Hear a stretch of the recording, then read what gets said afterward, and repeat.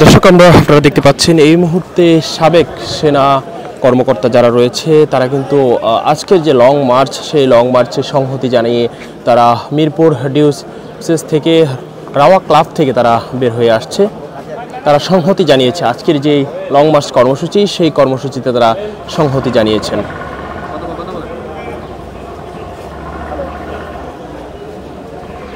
দর্শক, আমরা এই মুহূর্তে একটা ব্যানারও দেখতে পাচ্ছি, তাদের কাছে বিভিন্ন লেখা ফেস্টুন আমরা দেখতে পাচ্ছি। ছাত্র জনতার আন্দোলনের প্রতি সংহতি, বাংলাদেশ সেনাবাহিনীর সশস্ত্র বাহিনীর অবসরপ্রাপ্ত সদস্যবৃন্দর এই আজকের এই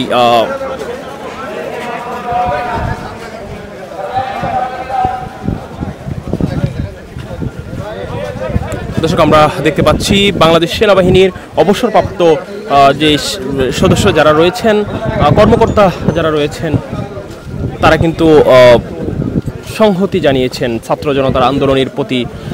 তাদের যে লং মার্চ, সেই লং মার্চে তারা সংহতি জানিয়ে এই মুহূর্তে মহাখালী রাওয়া ক্লাবের সামনে এসে তারা জড়ো হয়েছেন।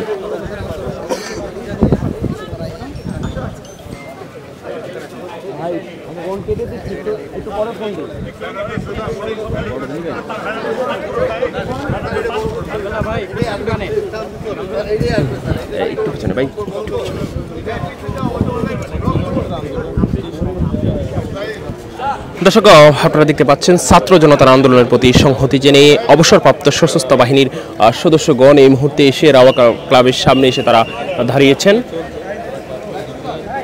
তারা সংহতি জানিয়েছেন।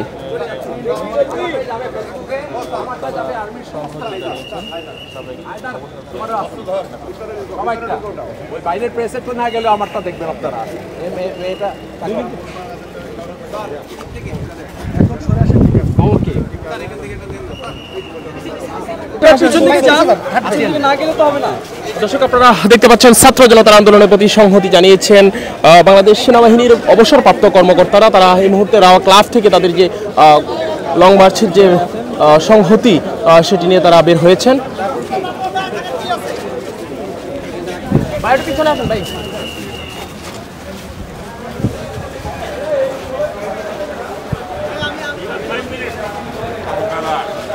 ভাই ভাই ভাই আমি কর্নেল সালাম বীর প্রতীক, মুক্তিযোদ্ধা। আমি কর্নেল সালাম বীর প্রতীক। পরে পরে একসাথে বল। স্বাধীনতার সময় বঙ্গবন্ধুর নেতৃত্বে আমাদেরকে স্বাধীনতা সংগ্রামে উদ্বুদ্ধ করেছিল। তাজউদ্দিন সাহেব নেতৃত্ব দিয়েছিলেন, জেনারেল উসমানী নেতৃত্ব দিয়েছিলেন। তারা এই দেশ চান না এইভাবে। আজকে এই কলঙ্ক আমরা সহ্য করতে পারি না। মুক্তিযোদ্ধা হিসাবে প্রতিবাদ জানিয়ে যাচ্ছি দীর্ঘদিন যাবৎ। এখন আমরা চাই কোনো পার্টি না, আমরা নন পার্টিসান।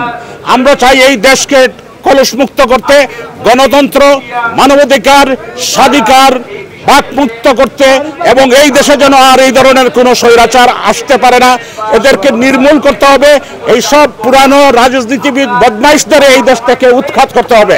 না হয় এই নতুন প্রজন্মকে স্পেস করে দিতে হবে এবং এই স্বাধীনতাকে সুপ্রতিষ্ঠিত করতে হবে। আমাদের ড্রিম যেটা ছিল সোনার বাংলা, এই সোনার বাংলা আমরা প্রতিষ্ঠিত করব। এখন যদি কোনো সুবিধাভোগীরা এসে সুবিধা না আনে, যত দালাল আছে শনাক্ত করে তাদেরকে দেশ ছাড়া করতে হবে। আর যারা চুরি করে সেই দেশকে ধ্বংস করেছে তাদেরকে সবাইকে আমাদের আইনের আওতায় আনতে হবে এবং সবাইকে জবাবদিহি করতে হবে।